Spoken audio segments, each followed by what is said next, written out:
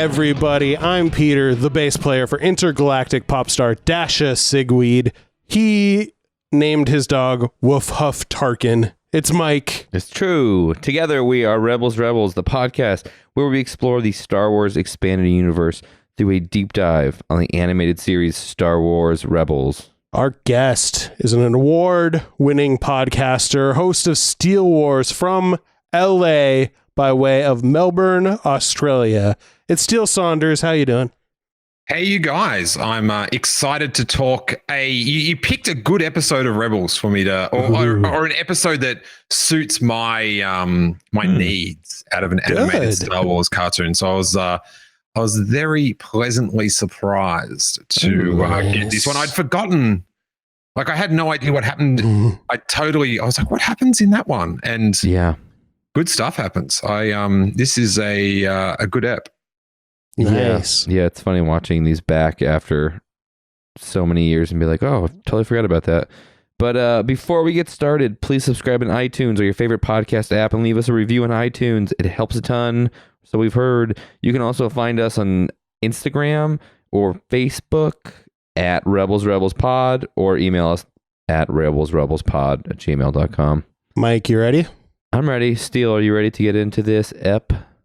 I am ready. It's all about family. Let's learn a lesson. Ooh. Uh-huh.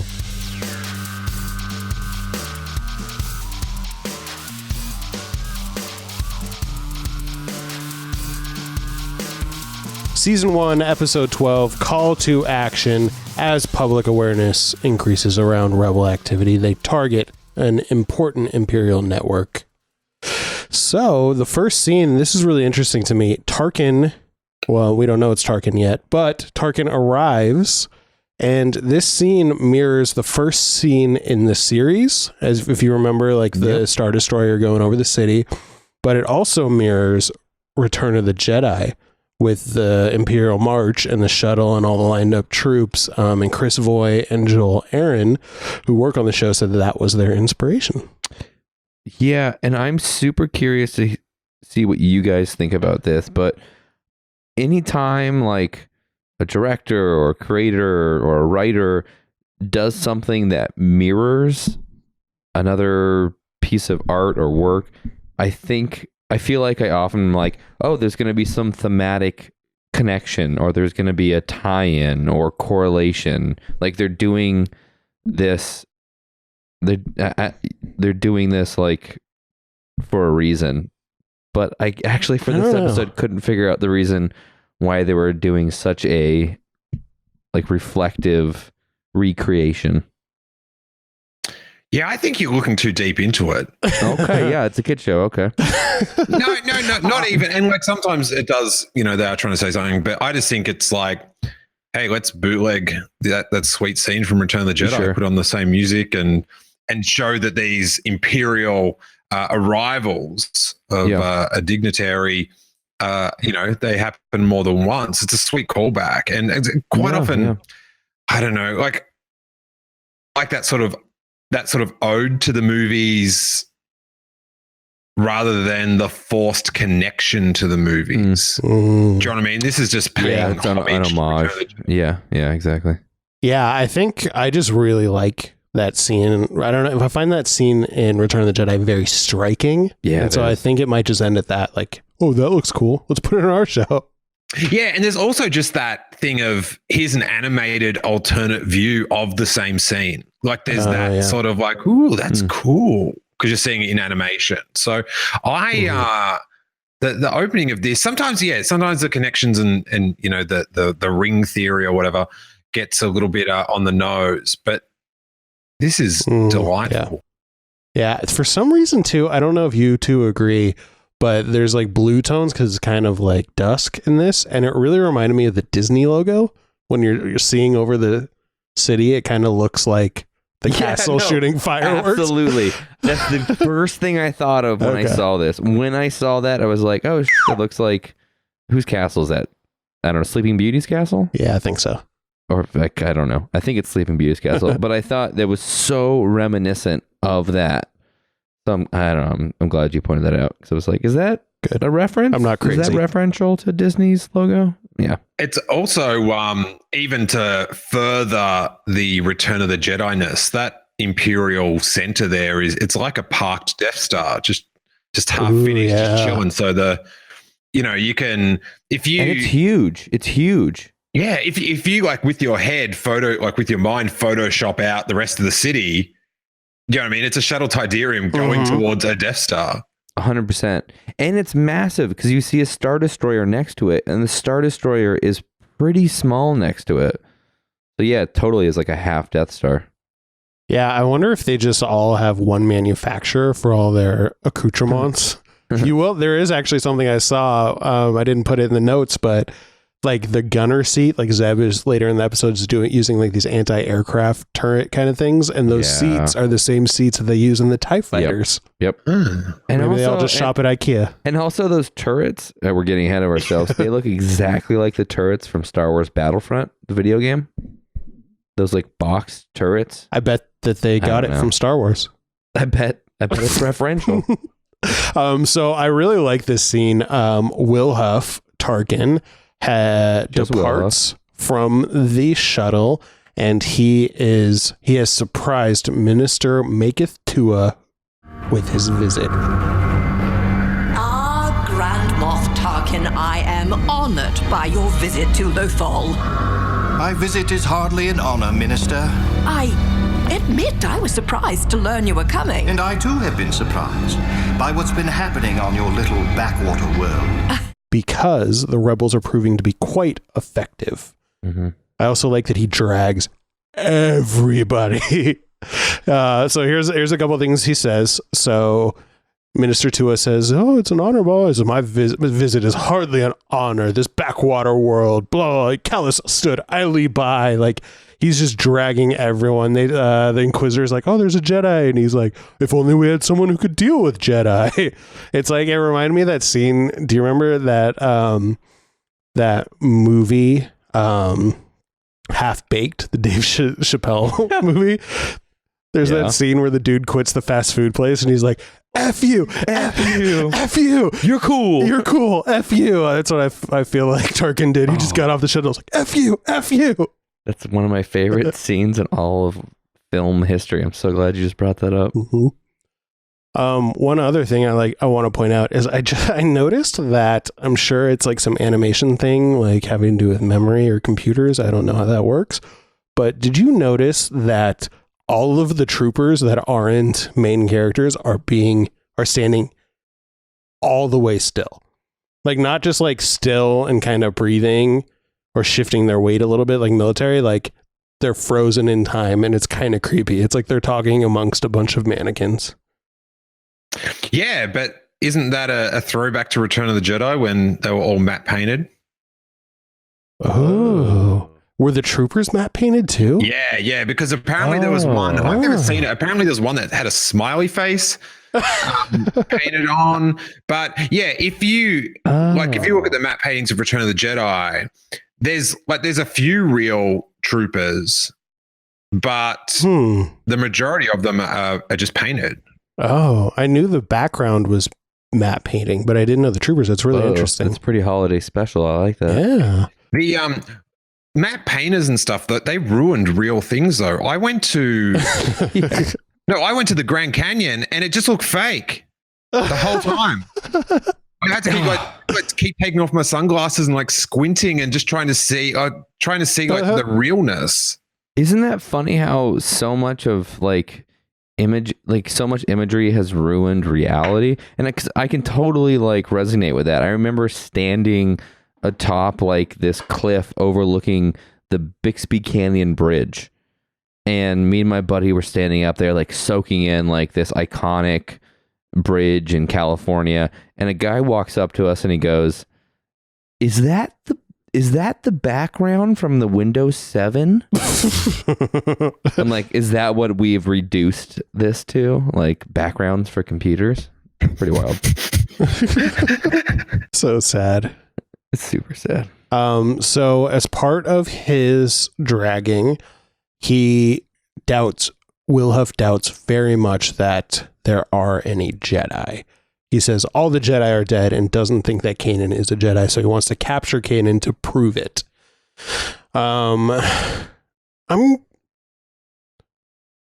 Was this believable to you two? Because I had a little bit of trouble figuring out why he would actually want to capture Kanan instead of just kill him. Was it just to like satisfy his curiosity or to win a bet? Oh no, doesn't the Emperor want like a fresh Jedi to poke? Maybe. Yeah. Well, the whole point of the Inquisitors is to hunt down the Jedi. So I wonder if the Inquisitors hunt them down, bring him to the Emperor first, and then if Sheev is like, no, I don't like that one, then they kill him or send him off to jail. I kind of think it's twofold. I think it's first exactly what Steele said. I think it's like the Emperor wants like a pet turn, but I also think, and this happens later in the episode, Tarkin even says, Will Huff even says that he wants first name basis. It's very casual. Well, you know, I mean, did you read Rebels? You know, me and Will Huff are pretty tight. But he says that the Jedi are problematic, not necessarily because of their skill, but because of what they represent and what they stand for. Yeah, we'll get to that later on. He talks about how they're problematic because it gives hope to the people. I found it very Broom Kid.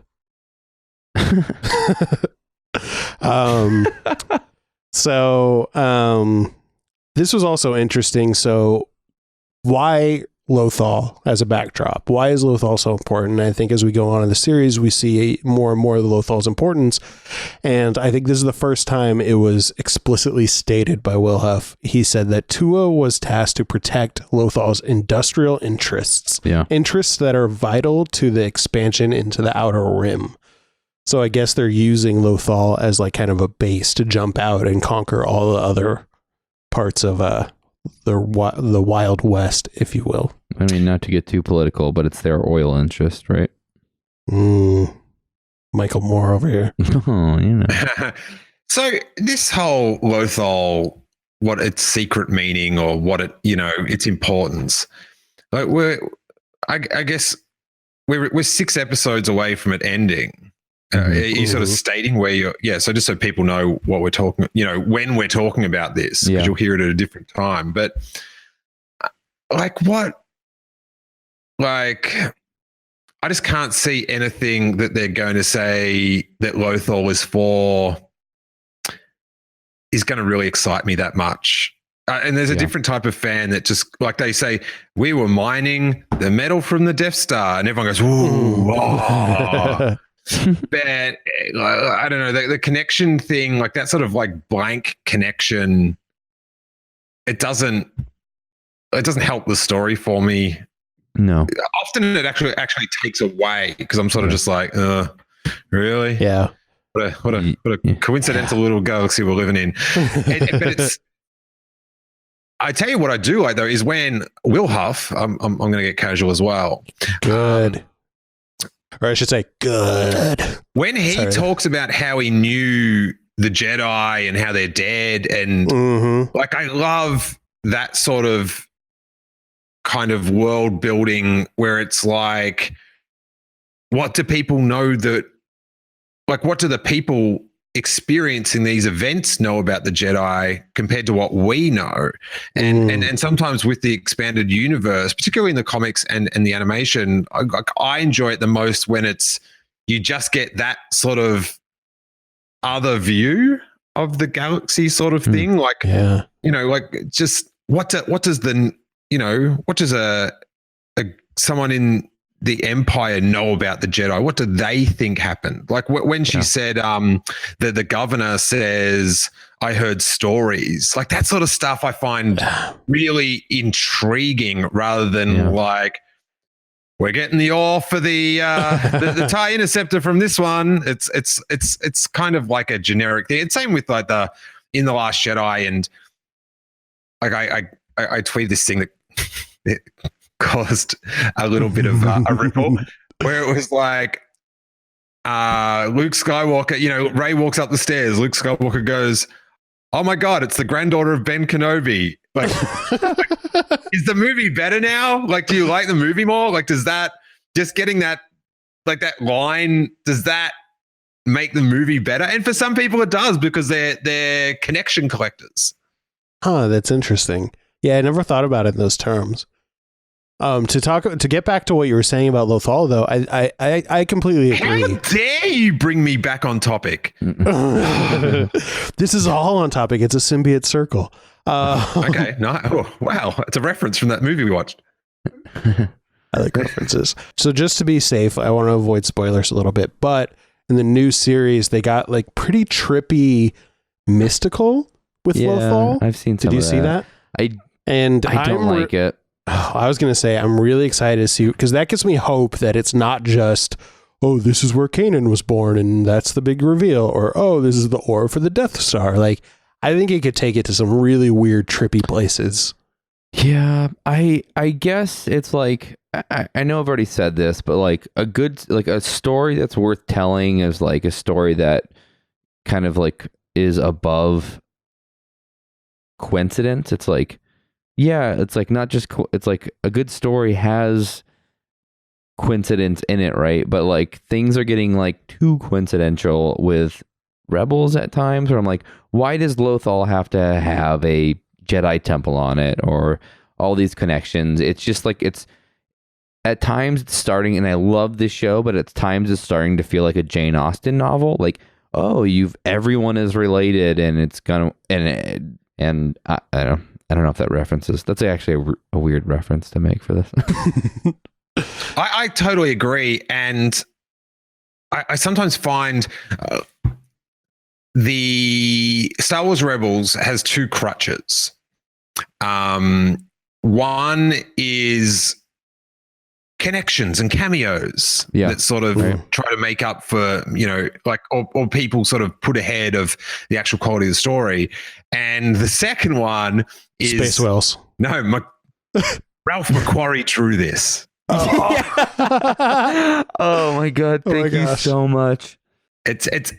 It's like the fish that Ralph McQuarrie rejected 3 times are just rotting at the back of the Lucasfilm archives. Yeah, it's so true. Like, I love that Dave Filoni is taking such care, but at the same time, I'm okay with hearing his voice. Like, I trust him as a creative to go for it.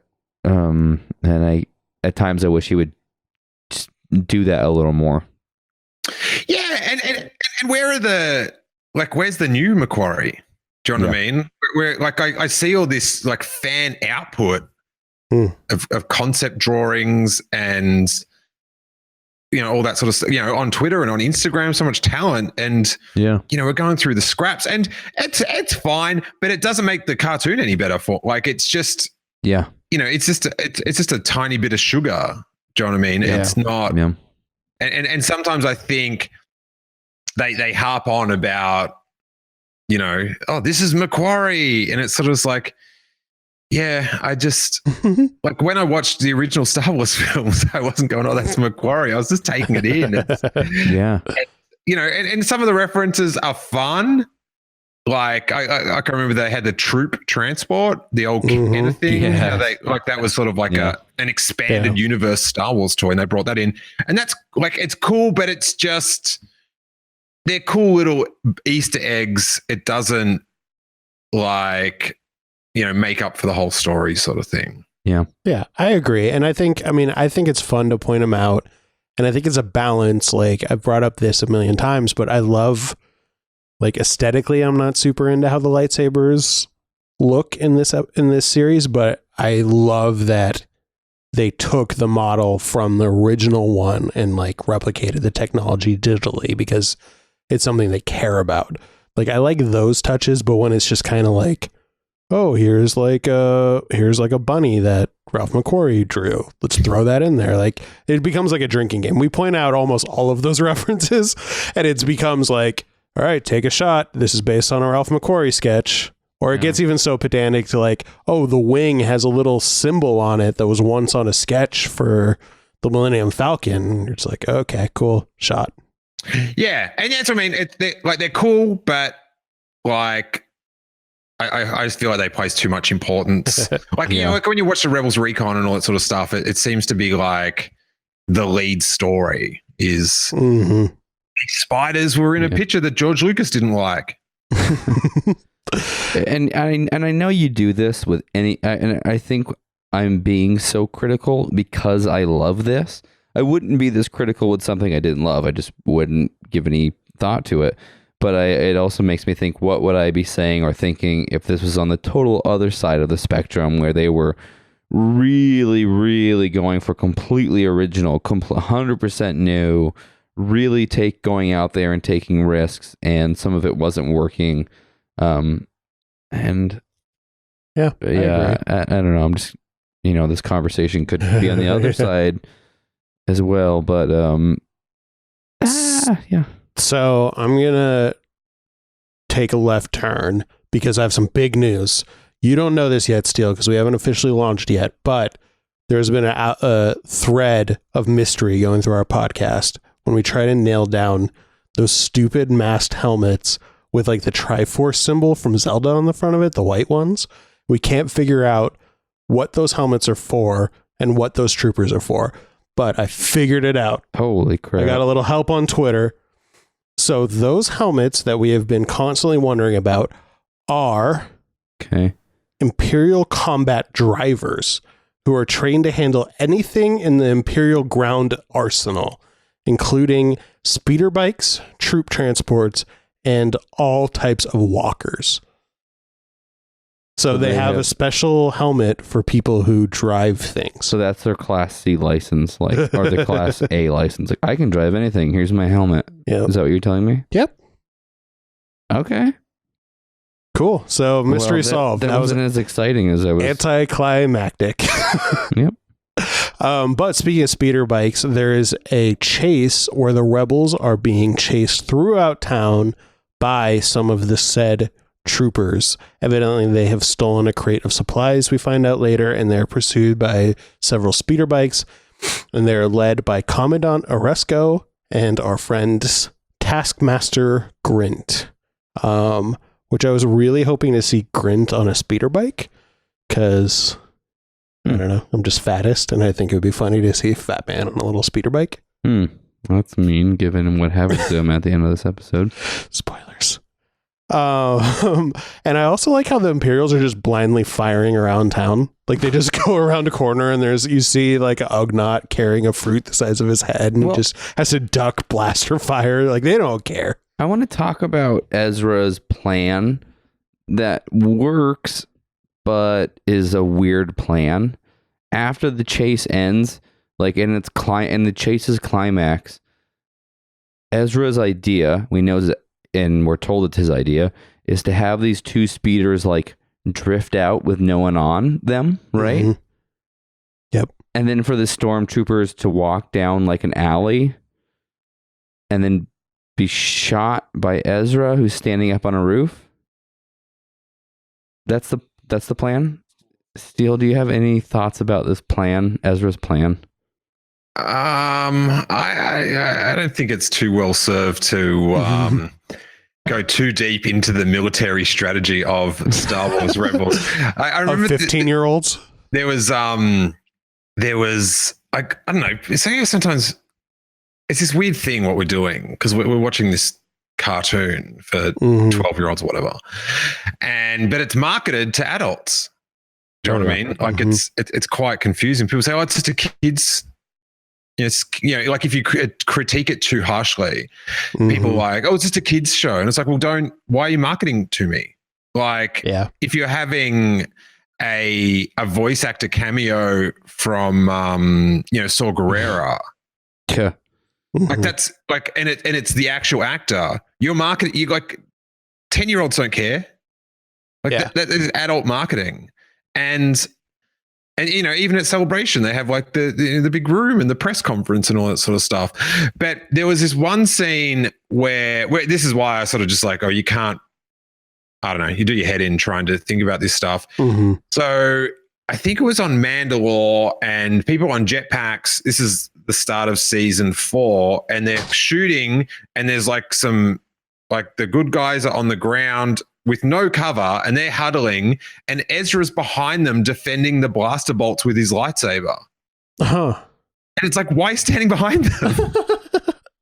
Like, yeah. I know just through the happenstance of Star Wars, they're only shooting at him, but you're not protecting the people in front. You're totally right. I don't think they would be putting, Chopper and references to General Syndulla in Rogue One because they really want that like 10-year-old money coming into the theater, bringing up ticket sales, like, and the books that they market to, the older of us, they feature a lot of the characters from this season. So I think you're absolutely right. They kind of want it both ways. It's a kid show, quote unquote, but they want us to tune into it. Yeah, so it's sort of like, I think the strategy of all that is quite strange. I did like Through the Chase though. I did like seeing the Ugnaught for some reason. Yeah, and I don't know why I was so fascinated by this fruit and the size of it, because the fruit was the size of his head. He was carrying this fruit, and all I could think is like, it must be really cheap to eat as an Ugnaught. Like, you just need to buy one fruit and it'll feed you for a couple days, or like a hot dog will just like, they're set for a week. Yeah, but you can't get a good paying job, so it all balances out. The only job you can do is carbonite engineer. Yeah. So they're back on the Ghost now, and they see a transmission from Senator Gall Travis, who we are familiar with now, and he proclaims his allegiance to the Empire and throws shade at the Spectres, which includes like a picture of all of the Spectres. Yeah, posed really cool. Like, how did he get that picture? How did they get their headshots? Maybe they have a Rebels Facebook group.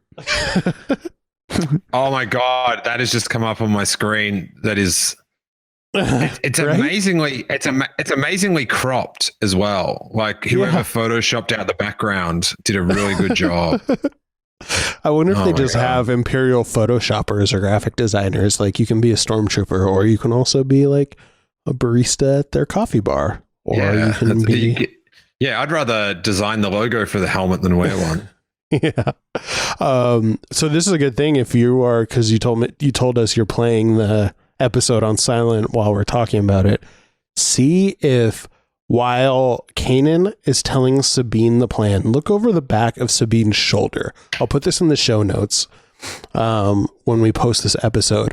But there's like a poster or some artwork that looks like a weird demented clown in the back of the Ghost that I've never noticed before. And it kind of looks like the type of art that you're like, if you drew that in elementary school, your teacher would call your parents because they thought it was a cry for help. It's really creepy. Maybe she's into ICP.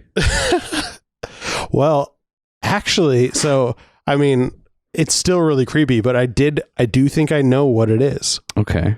So great setup. I know, right? I didn't even mean that.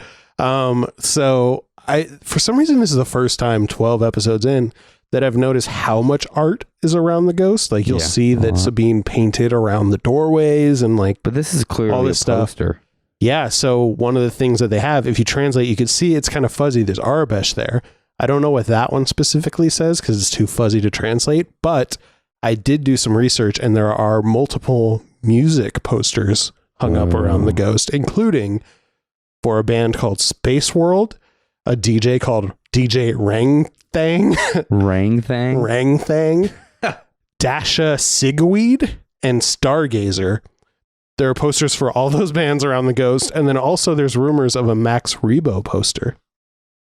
I am trying to go to a DJ Rang Thang show because I feel like he might be the equivalent of Earth Cisco. I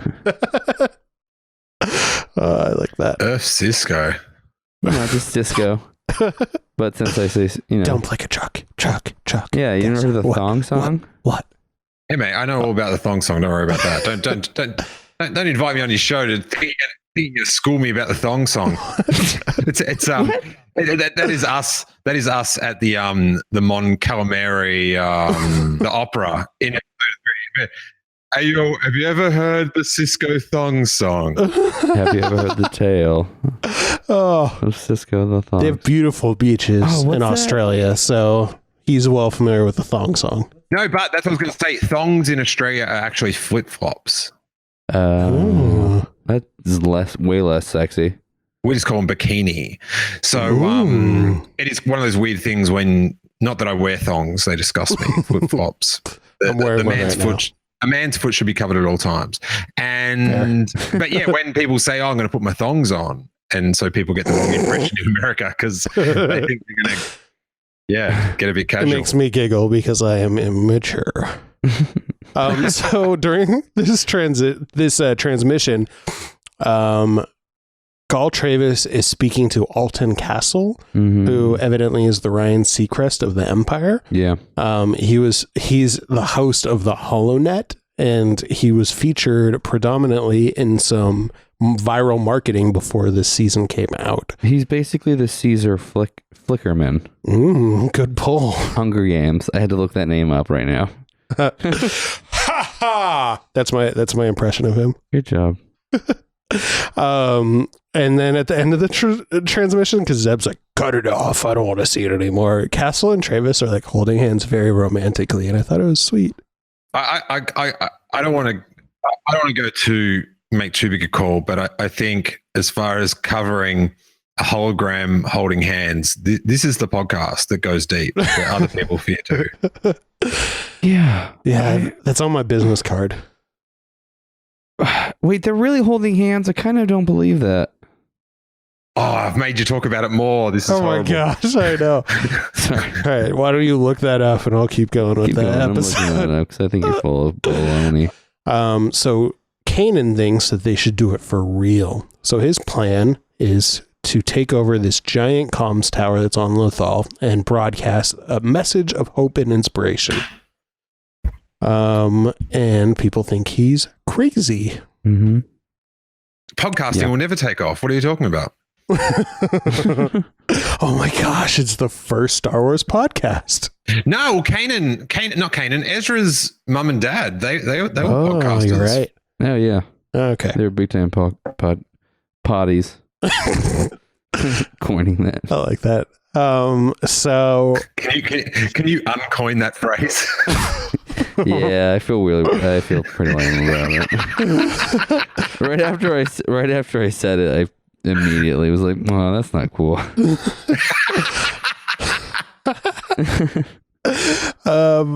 Yeah, that's fair. Okay, I'm gonna pause real quick because Mike's pulling up the video. Yeah, they are holding hands. Well, they're shaking hands. Yeah, but they're shaking hands with like two hands at the same time. That's just a level of sincerity. I also want to point out that this is at minute 4 of 22. So maybe we should pick it up. Oh my gosh. So for those of you coming along, 429 is where they are holding hands, and I am right. So we are in Tarkin's office, and this is where the show gets brutal. Let me take over. Okay, go ahead. So they're in Tarkin's office, and they call in Taskmaster Grint and Commandant Arisco to basically give them a talk about their performance. It's a performance review. Yeah. That's basically what's going on here, and they have not been doing a good job. And so they bring in these two cartoonish characters, tell them they're doing a terrible job, and then the Inquisitor cuts off their head. And in this moment, I was wondering, is this like the writers of the show saying, this isn't your mother's cartoon show anymore? Like, maybe. Yeah, well, they were lying to themselves, but it is a remarkably violent scene. Yeah, it is. It's an execution. It's easy to look over too, but I think the actual physical act of the lightsaber is very interesting to me because he kind of like turns it on so it's sideways and then pushes it like a shopping cart and presumably cuts off both of their heads at the same time. It's just like a heartless, brutal maneuver. It's good. I like it. I don't know. Like I tweeted this before because I watched this episode, and this is my favorite finale of the 3 finales. I don't know. This sort of to me, made some promises that the show maybe didn't keep down the track. Like it's like all that they're following the cats and the wolves around Lethal. It's just a bit. Is this going to pay off in a way that I care about? But this episode is. I love the less Force centric and more sort of Empire rebellion stuff. It's far more because I don't know. I just all the Force mysticism. I kind of don't really like it getting explained in the cartoon. Interesting. Did you watch Clone Wars? Yes. How do you feel about all the Force mysticism? The Mortis arc. The Mortis arc is my least favorite. Oh, I just find it. I just like the green puppet. Tell me about it on the side of the fake swamp. That's good enough. And I am on the fence about the mysticism thing. I'm the other side of the spectrum from you, Steele. I really love like the mysticism stuff. So that's why I'm interested about how this Lothal stuff's gonna. Is that going to pay off at the end of the series, all the mysticism? And I might be really into that, but who knows? I think you're going to be liking the conclusion of the series more than me. Like I'm sort of a bit like, I think it's going to end in some like, whoa, are they dead or are they not? They're here with us all the time. One of them's a tree and the other one's a fern. One's a bird. Sounds right up my alley. So we are back. Tarkin says failure will no longer be tolerated after cutting off his underlings' heads. Rest in power. And he orders Callus to send out probe droids. Yeah. So we are back with the rebels, and they are scoping out their target, this comms tower, and they see one of the said probe droids. They're in a little bit of a tight spot because they don't want to be given up. So instead of blasting it out of the sky, Ezra uses the Force because he has learned how to commune with animals. Which I think is a smart move. I mean, I feel like, there's very few points in Rebels where I'm like, that seems like this seems like a good plan with like some logic in it. And this is one of those points where I'm like, that seems like a good idea. Like, if you can, because they've already demonstrated in this show that Ezra can communicate and so can Kanan with animals through the Force. Yeah, use one of them to like take down this probe droid. That way it looks like it was a natural occurrence rather than like a rebel doing it. Yeah. So good job. Yeah, I don't mind the premise of it, but it's sort of that, and this is just my take and my sensibility, but Rebels always seems just to take it to push the friendship with me a little bit too far. Like if Ezra had just said, made the Lothcat, run off and make the probe droid go after him. Like, do you know what I mean? Because the probe droid's trying to work out what the Lothcat is, or he did like a herd of them or something. But the whole jumping on top of it and then it goes like Tom and Jerry. I just don't believe. Like a raccoon on meth could take on that thing from the start of Empire Strikes Back. Yeah. No, I don't either. And it like, I don't know, it's tailored for, this Disney XD audience. And so they seem to do it every episode where it's just like, oh, did you have to push it that far into this dun, dun, dun, dun, dun, dun, dun, dun, sort of, type of mode. So I guess that's one of my gripes about the series is sometimes the lack of restraint.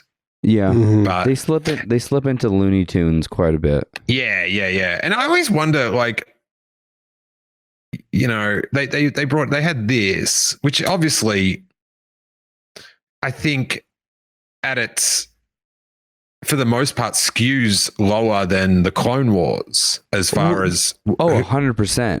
Yeah. But then they've got that Lego one as well, the Freemaker Adventures. It's just curious to me. It's like, well, if you've got that Lego one and that's doing this sort of, just out and out, it's pretty goofy, fun stuff. Like, why not tighten this one up a little bit? But I don't know. The whole Disney XD thing. Maybe I'm not remembering this clearly because I'm purposely not rewatching anything except for what we're doing episodes on. But I seem to feel like the tone shifted after the first season. Like they kind of found their legs. I don't know if I'm misremembering them. I mean, I think it did. I think this first season is really clunky to me. Oh, really? I kind of like it more. Oh, see, once we get into like second, third, fourth, like the fourth season so far it's been exceptional to me. And when's he going to tell Kanan that he met Obi-Wan Kenobi? If you meet one of the two remaining Jedi Masters, you're not bringing it up. Oh my God. Yeah. That seems important. There's just things like that where it's just it just does my head in. It's like, how do you get back and not mention, hey, I just saw Darth Maul kill Obi-Wan Kenobi? Nah, he's just gonna say this. I've learned a lesson again, guys. It's all about family. No, tell the family you saw Ben Kenobi kill Obi-Wan Kenobi. I mean, maybe that's the thing. Maybe he said his name was Ben, and he was like, "Oh, I don't know, Ben. He probably wasn't even really a Jedi." Shut up. This is a very minor thing, but this is the podcast for minor things. I really like how he tells Callus, like, no, we're going to lay a trap. And Callus kind of like backs out slowly. That scene was weird. Like, okay, whatever you want. Don't kill me. Okay, bye. Well, I'm trying to remember what Callus said, but he even said something weird in response. It was like, oh, okay. And like there was a weird hesitancy. Well, I think he wanted to just build up. Like he was like, we need to defend that comm tower because we can't lose it. And then Wilhelm was like, no, let them think that it's still undefended and we'll spring a trap. And he's like, oh, okay. Yeah. Don't kill me, please. So the trap is in play. One thing I really like is part of this the plan to take over the comm tower is now in play. And one thing I like about this plan is that they're using computer spikes, which I've been fascinated with ever since Knights of the Old Republic. It was a thing you used to use to hack computers in Knights of the Old Republic, and I never knew exactly how they worked. So I like in this series, you see the physical computer spike. Evidently, it's like a USB drive, but it hacks things. Yeah. If it works, we should be able to use this to transmit directly through the tower. How we doing? Well, Chopper has a spike. We get him into the tower, and he can upload it right into the computer core from any terminal. Stop complaining, boat brain. You have the easy job. What's the range of this spike? As long as the tower's transmitting, we're good to go. Everyone will hear what we say. Well, anyone who's listening. I really like that you can physically see how the computer spike works. It's kind of like, have you ever been on a Reddit? Oddly satisfying. The way that this physically goes into the slot, I found very oddly satisfying. Oh, I think we're going into a part of fandom that I don't want to know about. All right, move along here. So evidently, as we've noted, as we've said, love seeing a computer get spiked. Oh, satisfying. A little weird. So as we've mentioned, it's a trap. And that's right, Chopper. Spike it, Chopper. Sorry. Oh my gosh, I feel very weird now. So the Inquisitor shows up. Callus shows up. A bunch of troops show up. Notably, Tarkin doesn't show up. I like that he's like too good to get his hands dirty. No, he's not a fighter. We know that. Yeah, but it's nice. It's a nice character moment. And Kanan covers for them. Yeah. He says he's going to be right behind them. Which, did you notice that the Binary Sunsets theme starts playing when he says he's going to sacrifice himself? I thought that was rad. I have nothing to really talk about with their whole fight, but I like the lightsaber battle. I think that was done well. I think it was short. I don't think anything crazy like double black backflips are happening. I think it was tastefully done, which I think Rebels does well with lightsaber fights. I think they know how to tastefully do it. And I like that Kanan says, I'll be right behind you. Because if you remember from the comic books, the last thing Dippa Balaba says to Kanan before he dies is, I'll be right behind you. That's literally the last thing she says. I don't know if that's intentional, but good catch. It could be like a trauma moment. Like he just instinctively says that. And then of course That's cool. Yeah. Yeah. And then the Inquisitor, the only thing I'll say about this lightsaber fight is that the Inquisitor kind of gets knocked back. He goes, "Oh, you've been practicing." And I feel like they did a good job of actually animating that. Like, I think Kanan literally looks like he's better with a lightsaber than he was in the beginning of this series. Yeah. Which is kind of a cool touch. I got to jump to the very last scene, Ezra's speech at the end. I can't help but think it was like a Pinterest inspirational meme. It was lovely. It was a little cheesy. It irked me a bit. I'm going to do something that this could be the first time ever. I've done a lot of podcasts, you guys, but I don't think I've ever come to Ezra's defense on a podcast before. Oh, wow. I think this was Ezra at his best. Like I find him like in season 2 and 3 so annoying with just the way he just ignores just basic common sense and previous episodes. Like he just, are you going to trust Darth Maul again? That sounds like a brilliant idea. And just him learning the lesson of family just so many times. But this was for my sensibilities, pitch perfect. It appears the insurgents have gained control of the tower's transmitter. We have been called criminals, but we are not. We are rebels, fighting for the people. Fighting for you. I'm not that old, but I remember a time when things were better on Lothal. Maybe not great, but never like this. See what the Empire has done to your lives, your families, and your freedom? It's only gonna get worse. Unless we stand up and fight back. It's corny, but sometimes I really like the corny stuff. Han Solo talking about the Force, all that good stuff. But I actually this is my Ezra high point. This is my peak Ezra. His parents would be proud. They would be. I'm proud. Oh, he's become a real podcaster in this moment. So that's the end of the episode. There is one last thing we do to give our overall impression of the episode is we do a subjective scale where we pick the worst thing in our opinion about Star Wars and the best thing in our opinion about Star Wars, and then something that lands wherever we think this episode lands. So Mike, would you like to give an example? Sure. So my scale is on a scale of C-3PO was created by Anakin Skywalker, which is a true low point for me.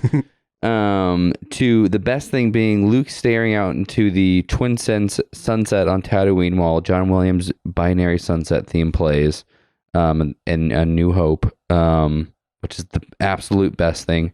I would rank this episode as I would rank this episode as the scene in Attack of the Clones where they meet Watto for the second time, and he's wearing that lovely tin hat, and he's little Annie, which I don't know how some people feel about it, but I'm okay with it. I kind of like it. It's a little silly, but and that grade translation for me is like a B, like not the best, not the worst, maybe a B minus, B minus. It's endearing, but not 100%. Nice. Amazing. Yeah. So mine is from a scale of Jar Jar Binks being farted on by an Eopie and going, P-Usa. And then the best thing is Luke and Vader's fight at the end of Return of the Jedi.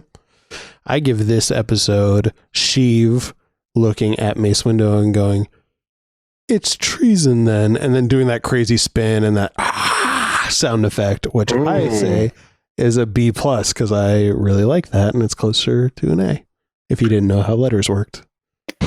So Steele, what's your scale and grade? We are remarkably similar in our scale. I was going to say on a scale of people talking about Ezra being the other that Yoda mentions in Empire Strikes Back. Oh no, I didn't know that was a thing.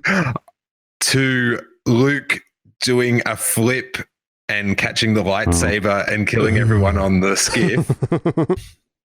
I give this a rating of a pretty decent part of Revenge of the Sith. Nice. Which is, that could be the Sheev circle thing. Nice. So around what letter grade would that be? Yeah, as far as rating it as Star Wars, I would give it a B-. As far as rating it as a Star Wars Rebels episode, I would give it. All right. Nice. So thanks so much. Is there anything, where can the people find you? What would you like to plug? On all the main social medias, it's at Steele Wars. I'm constantly discussing Star Wars with people on Twitter and posting up cool photos on Instagram, or hopefully cool. And my podcast, Steele Wars, puts out 2 episodes a week. One is normally a sort of an in-depth interview with someone in Star Wars or a Star Wars fan. We've had like actors from the movies and people that work behind the scenes and comic book writers, all that good stuff. And you're like a journalist. I'm trying. Thank you. That is quite a compliment. You've even interviewed Ryan Johnson on the carpet. Ryan Johnson and Kathleen Kennedy. And you can watch all that stuff on YouTube. I'm doing more stuff probably by the time this is out on YouTube. But I guess we're talking to podcast listeners, so they're already podcast listeners. But and then and the second episode we do every week is like a call-in show. So we go through the week's news, and people can Skype or call in, like Talkback Radio, and ask questions or throw in their opinion and stuff. And we have like special guests from the podcast come on and do that. And it's super fun. It's a really sort of, I guess in Star Wars podcasting, a different sort of format. And it's fun because you never know what you're going to talk about, and you're sort of talking about what the people want to talk about, which is really cool. And we have like creators and actors, and Stephen Stanton always seems to call in every couple of weeks, which is really fun, and does a character, which is always a treat. But thanks so much for having us. It was awesome fun. And thank you so much. If you have a spare episode later on, I'm more than happy to hear about your weird computer spiking fetishes one more time. Oh man, I feel dirty. Oh yeah. Yeah, we're gonna hope to do more seasons, so we'll definitely hit you up. Thank you so much. We really appreciate you making the time. You gotta do more seasons. There's only 4. Oh, we will. We'll do them all. We're gonna be doing them all. Yeah.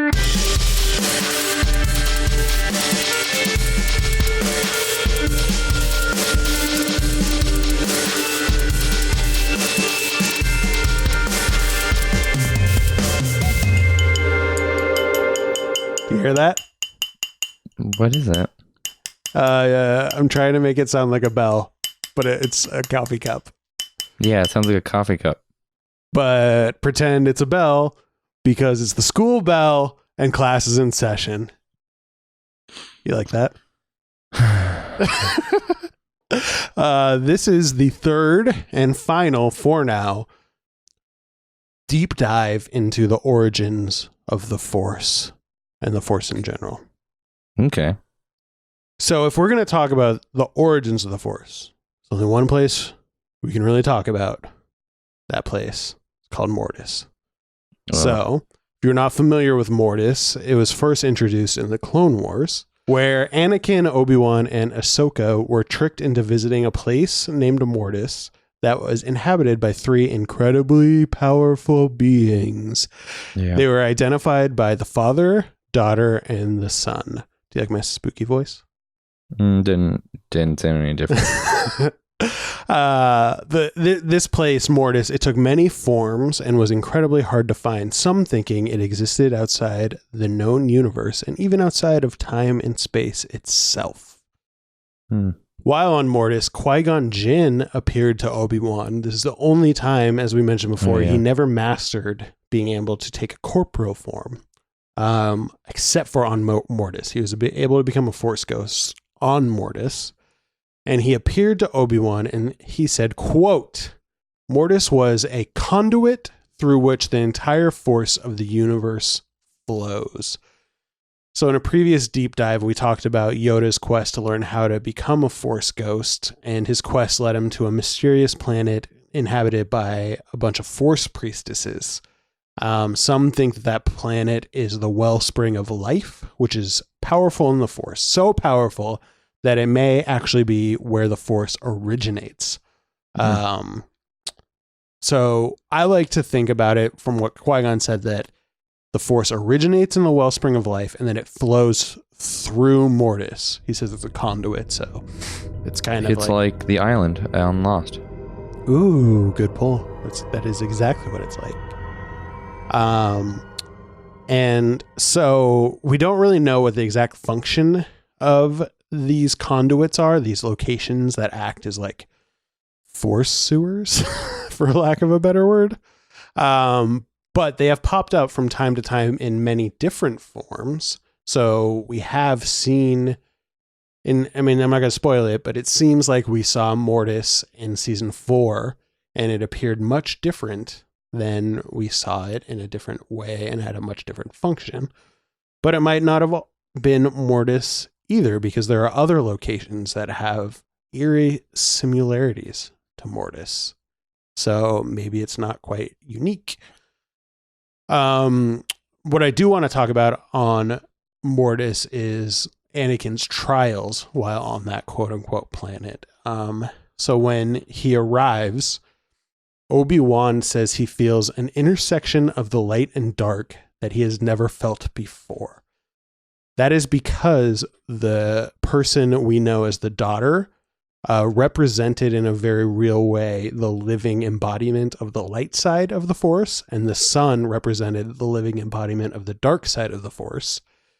And the father ruled them both, representing the balance between the two. So he was the only being powerful enough to be able to control both his daughter and his son and make sure that neither of them gets out and wreaks havoc.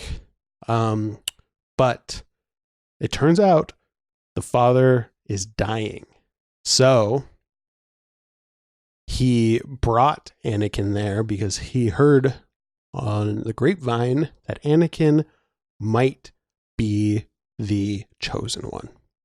So he decided to give Anakin a test. And I won't go into details of exactly what the test was, but it turns out that Anakin is in fact powerful enough to dominate both the son and the daughter at the same time, so he must be the chosen one.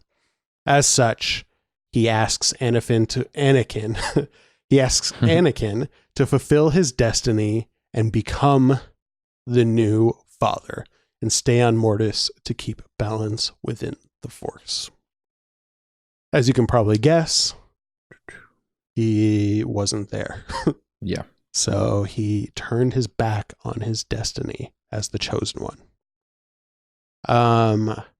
So that's a little bit of the mysticism. It's kind of like this weird, I think you brought it up. You said it kind of like Greek mythology kind of origin of the Force. And I always thought, the chosen one was more of a philosophical kind of thing, but this was interesting to me because it was kind of a very real representation of Anakin's duty as the chosen one. Yeah. Like he has to stay in this place and do some stuff.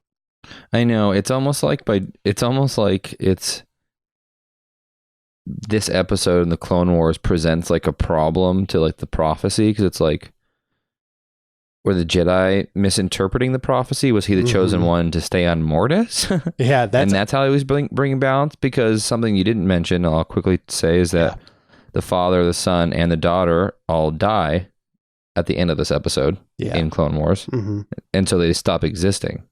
Yeah. So I think that's another really interesting philosophical. So there's no harmony at all. Yeah. So, or did he bring balance by killing them? We don't know. So I think we look at this, there's always this question, like, did Anakin fulfill the prophecy when he killed all the Jedi? Because now there are not a lot of Jedi and not a lot of Sith, so they're balanced. Did he fulfill the prophecy when he threw the Emperor off of the ledge and, let the good guys win? Or was the prophecy like literally to stay in this planet and make sure these two people didn't get out? Yeah. I mean, it's so lost. I can't help. It's like so lost, like the Man in Black, and like, oh yeah.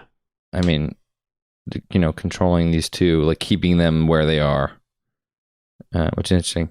Was there a light side toward the end of Lost? I don't remember. There's like a light side and the dark side, like always battling. Oh yeah. And there was one person kind of keeping them at bay. Okay. But I don't know. It's interesting. I mean, I don't know if are you gonna bring up season 4 of Rebels briefly? I don't want to. I think let's keep that all. Okay. I don't want to spoil anything we haven't talked about on this show yet. Do you know where I was going though? I think so. With the daughter, the son, and the father. I mean, they were. This isn't a spoiler. All I'm going to say is there's a mural of them. Yeah. I mean, I think that's why it indicates that whatever had to do with that mural in season 4 that came out, that some people think that is Mortis, just in a different form. Because it evidently had something to do with these 3 figures that were important to the Force in one way or another. It's still unclear exactly what their origins are or anything like that, but I think it's an interesting conversation. Another thing I liked is why I was asking about the light side was I like this idea that balance doesn't just mean, all light side. Let's all be good and peaceful to everyone, because they were just as worried for the daughter to get out as the son. They didn't want the light side to wreak havoc across the universe either, maybe because of, there is no darkness without light and vice versa. I mean, it's Taoist. I think I keep saying it, but you can't light a candle without casting a shadow. Totally. So I like that. While we're on the subject, though, I mentioned other locations. It's been brought up that Octo actually has some similarities between Mortis and Octo, and to a lesser extent, Dagobah has a couple things like this. So there is a theory, I didn't really read it anywhere, maybe I made this theory up, it's my theory and it's completely wrong, but that there are lots of these different planets or locations that are a conduit for the Force. So if you read the Last Jedi Visual Dictionary, which I've mentioned before, and it's super cool, they say that Octo is, quote, Force infused, the same as Dagobah and Mortis. So those were mentioned in relation to the Last Jedi. I also mentioned before that there was a depiction, like a mural, another kind of like Taoist thing is like yin and yang of the Prime Jedi on Octo. And it shows the Prime Jedi sitting between the light side and the dark side in a state of balance, which is very physically manifested on Octo, where the light and the dark both flow and balance on the planet. You see this when like Rey reaches out to feel the Force, and she talks about like the darkness and the light living in harmony. Yeah. There's also a mural just like that on Mortis and Clone Wars. It looks almost exactly the same. I don't think there's a person sitting there, but it's like the Sith and the Jedi symbol, or is the light side and the dark side symbol kind of combined and then split in half, like showing balance between the light side and the dark. We also see that there is a place where Rey goes to interact directly with the dark side on Octo, which is the same as Dagobah, with that kind of magic tree where the dark side flows through that place. Yeah, oh, the Cave of Evil. Yeah. And then another. You're talking about Rey. Well, yeah, Rey goes to she goes into that like fountain thing, like underwater. Yeah. But it's very similar to the Dagobah cave, right? Yeah. So the last thing is that on Mortis, the weather seems to swing wildly between like a beautiful, serene, really bright place and like really dangerous, depending on if it's night or day. And they say like you can't stay out at night because the storms are deadly. And if you notice, Octo has similar characteristics. Every time you see Octo at night, it's rainy and it's stormy and it looks pretty dangerous, but during the day, it's like a beautiful, serene, placid place. So I'm really interested to see if any more locations like this pop up, or if they like more clearly dive into this stuff in episode 9. Because this might be a stretch, but I see some pretty interesting parallels between Luke and the daughter, and Kylo Ren and the son, and Rey and the father. So Luke is like the light side embodiment, Kylo Ren is the dark side embodiment, and Rey is the kind of middle ground between them both. So that's complete conjecture. I haven't gotten that anywhere, but I'd be really interested to see if they flesh that out in episode 9. Oh, that would be cool. Yeah. So thanks for sitting through my class, everybody. No, that's interesting. The more I think about the Force and this kind of mythological side, the more I like it. Mm-hmm. I think I'm in the minority on that. I think people generally just like the larger spiritual view of it rather than like the mythological view. Yeah. I like it too. I like this, and I think we're a pretty small minority. Yeah. You're a Star Wars apologist. Anything Disney does, if spoon feeds you, you're just going to sup it all up. Well, I mean, if you think, and I was just doing a little research, there's only 5 episodes in which 2 of which are in season 4 of Rebels. So there's only 3 Clone Wars episodes where this mythology is really like fleshed out. Mm-hmm. And I just feel like these 3 episodes have such like massive implications to the Force. Like they do.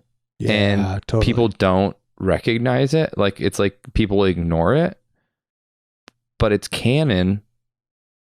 It's the one, George Lucas wrote that, like worked on this. Like, yeah, totally. It's people forget how involved in Clone Wars he was. And it's like, you can't ignore this. This is part of, I don't know. It's like people picking and choosing their canon. It's like, no, canon is, it's very clear what's canon. Yeah. And I don't know. That's a really good point, actually. I don't think a lot of people give credit to, because, a lot of their complaints, especially with what just happened in season 4 of Rebels, is, oh, they're introducing all this stuff, but no, they're expanding on what George Lucas clearly laid out. Yeah. Everything in Clone Wars, even if it wasn't written by him, was run by him. Dave Filoni was very truly his right-hand person. So yeah. It's like I don't know. It's like you have to understand that this is part of the universe. It's like you can like the Beatles, but you can't say they only wrote 3 albums. Yeah, you know what I mean? That's a good. You can't be like, these are the only albums wrote. Like, no, like if you go to a live show, they're gonna play more than those 3 guys. Like, sorry. Yeah. That's a good analogy. I think that's how I like to look at it, is that it's all canon. It's all within the Beatles catalog. But you know what? Maybe you hate Octopus Garden. Doesn't mean it's not a Beatles song. Yeah. You don't have to listen to it. That's how I look at it.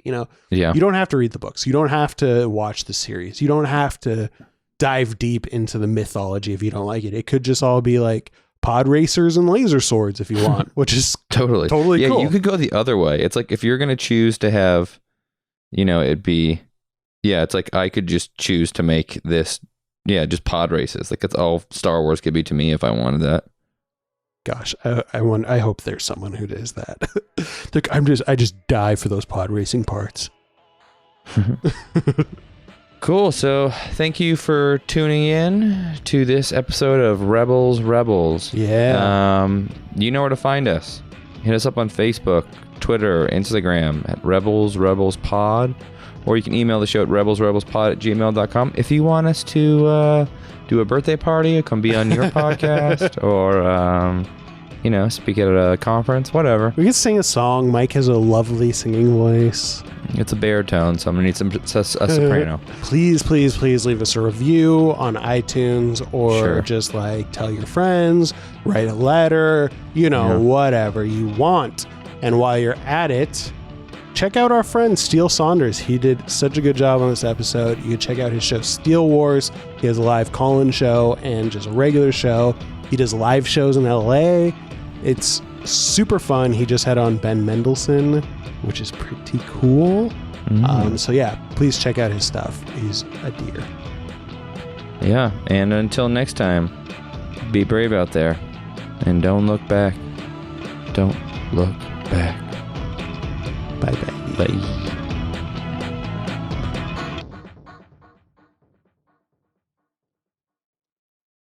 And on YouTube, by now, we did this big podcast at Scum and Villainy in Hollywood, which was sort of like a 1 month of The Last Jedi sort of discussion. And there'll be video clips of all of that on YouTube now. And that's with like Kyle Newman, Anthony Bresnikan from EW, Ash Croson from Entertainment Tonight, Jason from Making Star Wars, and Laura Syracuse. So it was sort of people that we talked about The Last Jedi with going into it on the podcast. Then we sort of, got there sort of the other side. And it was a great civil debate. There was a lot of, pros and cons, and it was, this is so weird. This is telling of the times, is the main compliment we got. And I've not had as much feedback for anything than this episode, but the main feedback we got was like, I just like that you were nice to each other. Oh, that is really that breaks my heart a little bit. Bittersweet. I can vouch though, that episode was great. I really liked your Last Jedi coverage in general. Shit. Thank you. Thanks so much. Oh, well, on that note, let's all be lovely to each other. Oh, I think the whole thing was, it's just a movie and just a cartoon, and you can get like upset or happy, but keep it fun upset. Do you know what I mean? Yeah. I mean, that's what art should be, right? Art should, at least that's my hope, is at the core of it, art should be an empathetic practice that we're all being connected through, different unique perspectives that are, illuminating interconnection throughout the world. That's deep. Yeah. Thank you. I'm an English teacher. That is pretty deep. And I sort of find it more interesting to hear opposing views about Star Wars stuff. Oh, yeah. Like that are well thought out. Like not just like, that's the best or that sucks.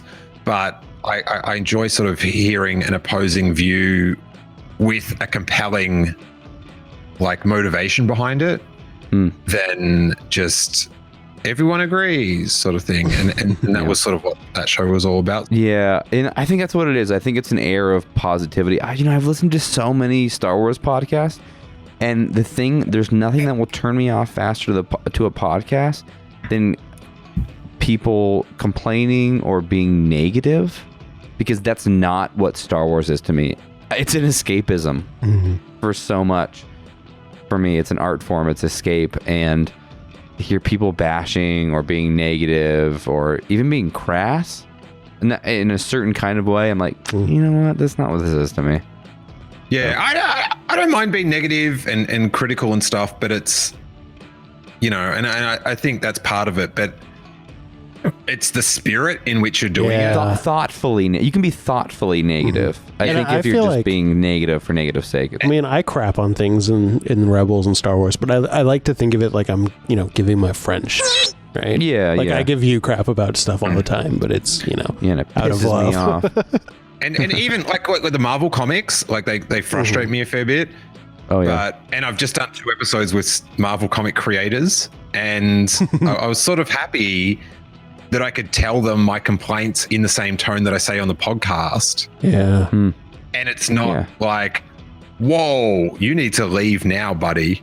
Yeah. It's sort of like in a fun, like, I don't like this. This didn't go the way I want, but it's not the end of the world. Yeah. Do you know what I mean? Yeah. There's a human way to do it, right? You just got to remember there's a person behind all that. And after The Last Jedi, there's a lot of end of the world commentary going on. Yeah. Crazy.